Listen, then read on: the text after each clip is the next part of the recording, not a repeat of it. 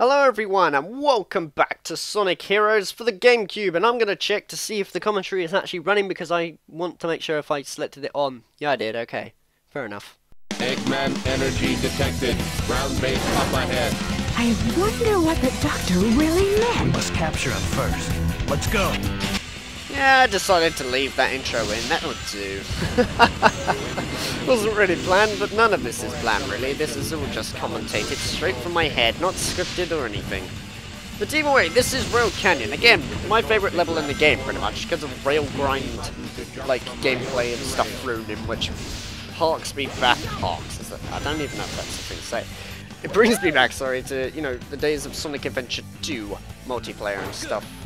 And just rail grinding in general in that game, since there was a lot of rail grinding in Sonic Adventure 2 and stuff, which is why it felt so goddamn fast, Sonic Adventure 2. Particularly when you got the A ranks and stuff in this.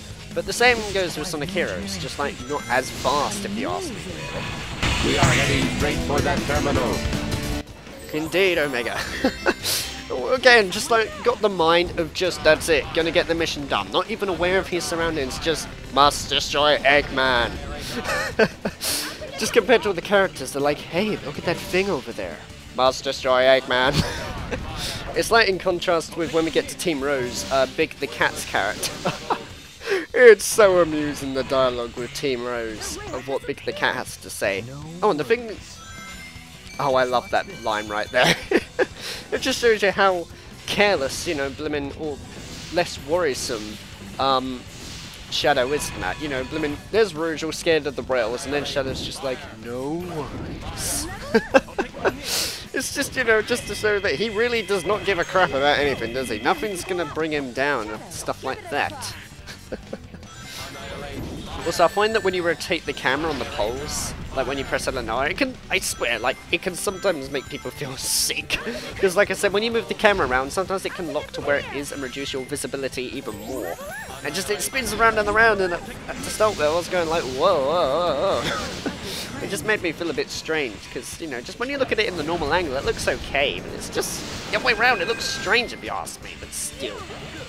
This is one thing though, I'm glad that this game runs in 60 frames per second, because a lot of GameCube games did that, I find it. If anything, it's actually kind of strange to find that more older games run a lot smoother than most modern games and stuff. I'm not saying it makes the games bad or anything. I mean, there are some really good next-gen games, believe me. I've heard a lot of good things, like about Overwatch and stuff like that, of stuff that has recently came out and stuff like that, but it's just, you know, a lot of them don't run in like 60 frames per second, even though Overwatch is a bad example, because that actually, it does.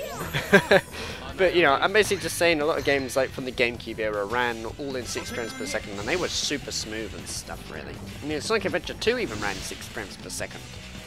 And it's one weird thing, actually, I have with Sonic Adventure, because the original Dreamcast version, even though it's fixed, like it's the fixed version and stuff, because the DX version actually has a lot more bugs going on, it doesn't run in 60 frames per second, whereas, you know, Sonic Adventure DX Director's Cut and stuff does.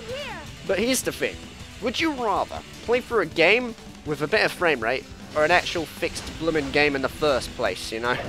I think I'd rather play the fixed game, to be honest.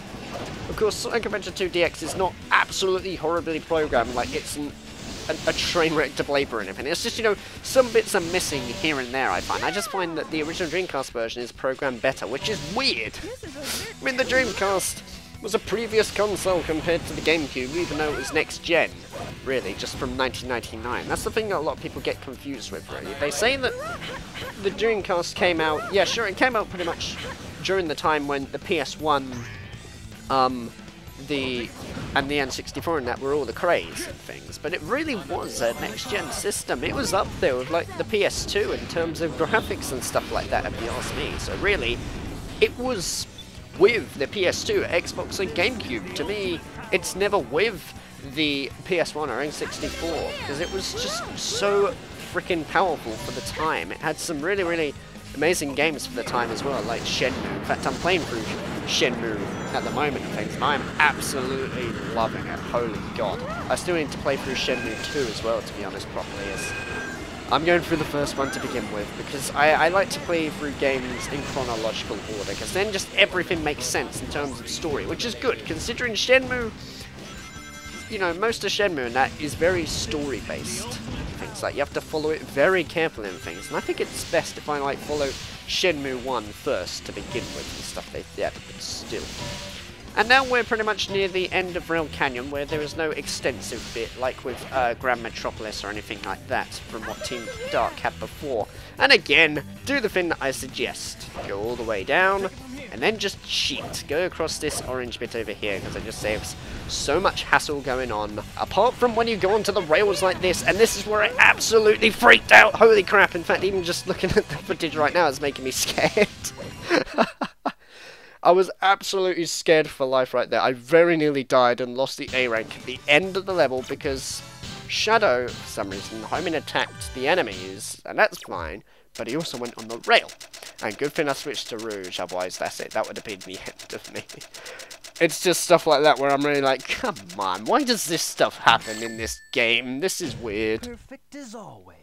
Indeed, Shadow. I love some of the quotes that he says next to Omega and stuff, because, you know, you just understand their character a lot more with their quotes and things. Like, it adds to what you know about them, whereas if they just say the same lines, you don't really know a lot about them and stuff, which is why I think they shouldn't really reuse the same lines, just add new stuff.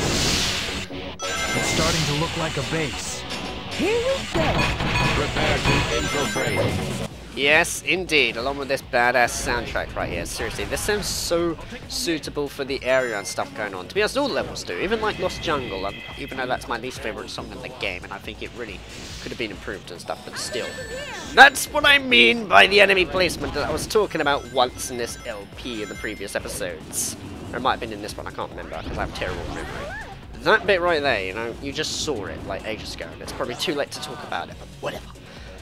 Where, when you come out of that grinding bit, this enemy just comes out of nowhere, and you have absolutely no time to react at all, and you're going to take a hit or get trapped, you know? That's just bad design. Why is that there? Like, I get it, it's Sonic, go fast, but I'm freaking out. I'm not a ninja. I don't have that kind of reflexes. In fact, even Sonic himself probably would get hit from that. He wouldn't see that coming due to the speed that he goes and stuff like that, but still. Oh boy.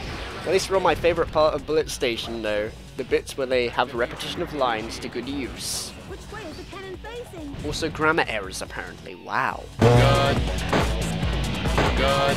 Level up! Level up. Ah, that's a real shame, but holy crap, what a lot of level up going on right there. There was seriously a lot of items going on. I was really hoping then that he would say the same line again and again. Maybe not. Maybe on the next section he will. Also, that bit is so annoying, I find. Not I'm posh for some reason. That's rather strange. Because when you're Omega and stuff, and you use the Anaya charge move, like I was saying before, he goes so forward, and on that bit there, when you're trying to attack enemies on this tiny platform, it can be a pain, so you can imagine how annoying it is to defeat the robot in Mystic Mansion, like with the bit in Team Sonic, you know, the trials going on. Imagine that with Omega when he uses Anaya charge. That can be annoying, I find. One thing that is actually going to be a little different, well actually no, very different, what am I talking about, compared to Team Sonic, is we're going to get a Chaos Emerald in this episode, because unfortunately, from Team Sonic I got, like, 5 out of 7 Chaos Emeralds in just one run, which I think is okay, because I failed to get the Chaos Emerald on Bullet Station, but now we're going to get it as Team Dark. That's another thing that I want to go on about. You can, and you've probably noticed, that you can also get the keys in levels like Seaside Hill and stuff, you know, basically the Act 1 of each sort of zone, I guess, I suppose you could say. But I would get those, but they really do nothing other than get you extra lives. And I'll show off maybe as a bonus content, but I'm really not getting them just for extra lives, because I can get a whole bunch of lives just in one sitting. I mean, for God's sake, you know, just for doing the levels in, like, Team Sonic's playthrough and stuff, you know, I had, like, 60 lives at the very end without doing any of the bonus challenges, so that's saying something right there, but still, you know. Although I might be able to show off the bonus challenge by complete accident, because I might have done it in, like, one of the footages, but you'll see. We'll just play it by ear when it comes towards the end of this LP. We're pretty much virtually halfway as well through Team Dark's story because, you know, you're going through the same amount of levels, really. It's the same thing. At least that's one thing, though. The levels aren't so many that it's absolutely forever to complete, just going through the same crap all over again, you know. I mean, Team Sonic's story is really, really short once you get the hang of it, I find. And that applied to the other teams and stuff means that the game is not too long. I mean, I guess the game's long in terms of, like, the fact that you have to replay the levels, but if you don't complain and you actually just get on with it, you'll find that it goes by a lot quicker than you think, to be honest. The levels suddenly become really short once you get the hang of them. The first time player will have a lot of trouble to begin with and think these levels drag on a hell of a long time, but after a bit of practice you can just see that they're not that long at all, really, at least I find anyway. Except for Mission No and Team Chaotix, which I will go on about later and things. Also, I believe I avoided those lasers at the very end just in time, and also Omega jumped in very, very late for some reason. That was rather strange. Good. Good. Good. Good.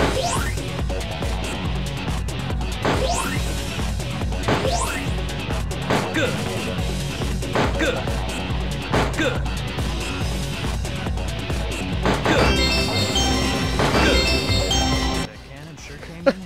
Hashtag good Shadow 2016. Or in this case 2003, because that's when the game came out, but for the sake of this LP, that's when it happened. Never mind, still. I just love moments like that, even though they threw spikes there, which is a bit annoying and stuff, but at least you have enough time to see that coming. Not a bloody robot at the beginning when you just come out of a dash pad and stuff like that. That just really annoys me when it comes to this side of the level. But then again, that's only one bit of it, really. And the bobsleigh bit, I guess, is slightly annoying, but yeah, you still have enough time to react, you know, in my opinion, anyway. Except this bit is really annoying. I don't even know... Why did I even pull this goddamn switch? I can't remember. I think it was maybe to unlock a bit where I get a special stage key, which is completely worthless because you get hit in the process, and even though if you have a key, you might as well keep the key in the process and stuff like that, so then you don't have to actually go in there and then get the key. Wow. I said first time. But yeah, that's what it was for then. It was basically just to unlock the thing there so you could get the special key. I just went completely ballistic back there. It was rather strange. This is what you get, guys, when I just commentate live, like through post-commentary and stuff. All sorts of random stuff happens. Even when I play, you know, commentate whilst playing the game and stuff like that, but still. Also, I say stuff like that, but still, but this is how I naturally am, so deal with it, I'm afraid. This is all you're going to get. At least it shows that the commentary is natural and not scripted, because Let's Play should never be scripted. What's the point? You're showing off a game that you like. Why do you need words to explain how you like it whilst you're playing? Why not explain about it in general so that then you can see why you actually like it, you know? At least it does for me anyway. Also, you'll find that there's not really lasers on this bit as far as I'm aware anyway, since there are spikes instead, and if you hit one of them... Oh no, there are lasers, fair enough, my bad. It's the same as before, where basically the bobsleigh slows down. Obstacle approaches, or yeah, lovely. So basically you have to be very careful as before and things, and if you get hit, that's a real shame. But luckily, I made it towards the end, and this bit is a real pain. Look at this, you have to bloody... Even if you just fall down straight, I swear you don't land on the rail. It's just moments like that, you know, where I'm just like, this game, it needs some polish. I mean, I like this game, I will like it to the very end. I mean, I'm a big fan of this game, to be honest, but again, it's not one of my favorites because of just rubbish stuff like that happening. It's stuff like that that really kills the experience and makes others see this as a bad game, you know? But people like me don't really whine about it too much, and we think, live and learn. I just keep reusing that line for some goddamn reason, but never mind. And now, we are at the very end with one balloon, or two, or... Yeah, there was like 3 balloons in that bit. That's rather strange. Why does Eggman just want everything to blow up? His plans, he just does not think of anything, does he? Oh boy, also I gave up trying to light speed dash on that bit. I can't do it, okay? It looks really cool when you actually do it to begin with. Maybe I should just show that off as bonus content. Just me doing a light speed dash section, because it looks cool, but I can't seem to do it in recording. Also, that took 8 minutes to beat. Wow. I am Omega, the ultimate E-Series robot. Also, his quote's really long there. By the time he's finished, the little transition bit with Sonic's face has already happened. But either way, now we are on to special stage number 4. Thank you. I actually forgot which one it was, really. Which, again, same with Knuckles, same with every character, really. Just change into the power type. Spam B, wait for it to get a level 2, hold it down, control yourself, avoid all the spikes in the way, come in your way and just be observant, and boom, done. Really not that complicated. Pretty broken if you ask me, but still. Because if you're the speed type, it does sort of work, but like I said before, you know, the gauge drains down so fast that you really don't have enough time to collect the balloons and keep stuff going. Plus I also got 4 one-ups. But either way, that's the end of this episode, and I'll see you in episode 12 of Team Dark.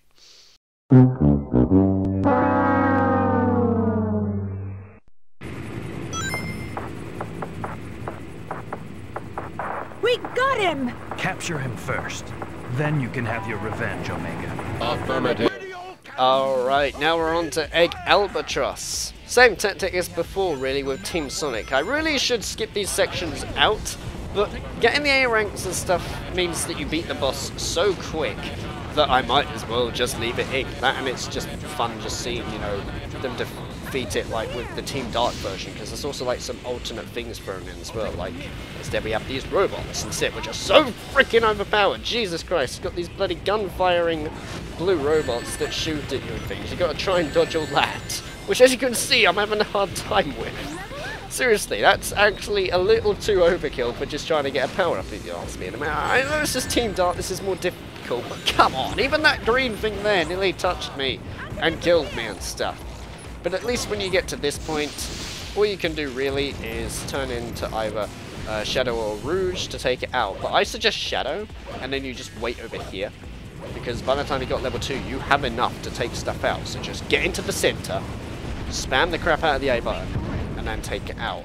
And you can even be Rouge and do this strange glitch that I did. I don't really think this is a glitch even. Just throw them at it, and then they'll get stuck to it and drain its health. That's exactly what happened with Team Sonic, you know, on the final battle, which was the most epic thing in existence. And that's it. With a flashing robot to the left. That's kind of strange, really. The tactic to the A rank is really not that complicated. It's just a test to see if you really understand what the levels do. Why not just give it up, Doctor? True, but he has been going on for years, Rouge, so I don't think he will anytime soon.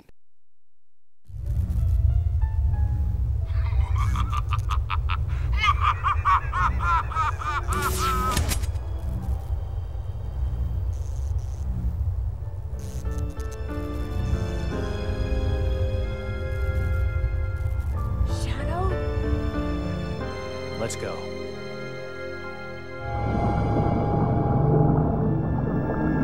Ultimate lifeform data has been copied. Where in the hell did that shadow come from?